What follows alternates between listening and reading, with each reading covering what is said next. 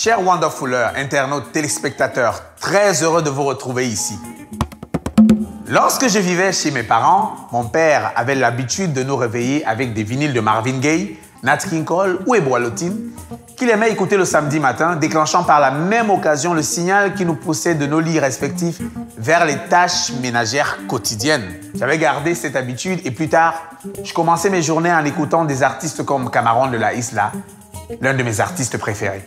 J'aimais répéter ce rituel à la seule différence que ma discothèque tenait dans un disque dur. J'avais l'équivalent de 500 albums stockés dans ce petit objet. Avec l'arrivée des plateformes de téléchargement comme iTunes, je n'achetais plus que sur ces sites. Du coup, je pouvais après une séance de préécoute acheter titre par titre, ce qui était pratique, j'avoue. Je n'écoutais désormais de la musique que sur les plateformes de streaming. Un jour, de passage au Cameroun, je m'étais rendu compte que ma famille écoutait de la musique sur YouTube, directement sur le poste de télévision. Puis vint alors Spotify, Deezer, Tidal et iTunes s'y étaient mis aussi. Je commençais alors à comprendre la place importante que l'image prenait désormais dans notre société et donc dans la diffusion de la promotion de la musique. Tout ceci me permettait de réfléchir sur les moyens de vente et de diffusion de mon album, une fois prêt.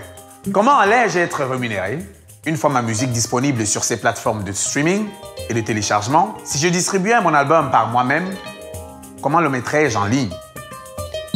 Alors, comment est-ce qu'on met sa musique sur les plateformes de streaming? Il y a deux types de plateformes. Il y en a une qui est vraiment à la croisée du réseau social.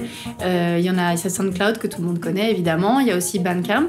Le principe est simple, on se crée un compte, c'est gratuit. On met en ligne son fichier et puis à partir de ce moment-là, on peut décider, surtout sur Bandcamp, s'il est payant ou non. Et voilà, pour les jeunesses, le fichier il est disponible en stream. Après, il y a d'autres types de plateformes qui sont considérées plus commerciales, que sont Spotify, Deezer, Tidal, etc., etc. Et ces plateformes-là, plutôt que d'aller faire des deals avec chacune d'entre elles et de charger ces fichiers dans chacune d'entre elles, il y a un certain nombre d'agrégateurs qui vous permettent de le faire en une seule fois. Donc parmi les agrégateurs, vous avez le groupe Believe avec Zimbalam et TuneCore qui en font partie. Mais il y a aussi Idol en France, il y a Emu Bands, Ditto Music, etc. Et il y en a d'autres évidemment, mais toutes ces plateformes vous permettent de faire ça en une seule fois et ça va distribuer ça partout. Je me souvenais alors d'avoir participé à un atelier au Centre musical Fleury Goutte d'Or Barbara où j'avais entendu parler d'agrégateurs.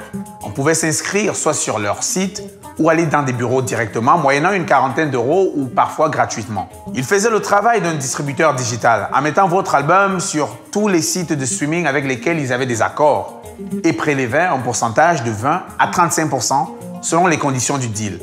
Tous les trimestres, vos royalties vous étaient versées.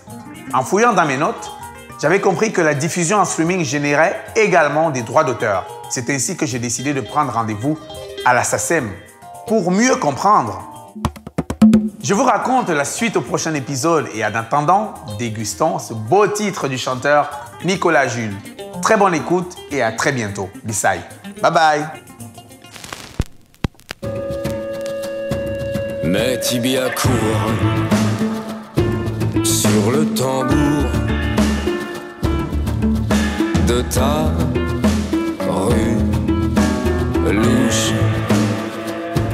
Le diable est tard, maître, où c'est toi? Tu bailles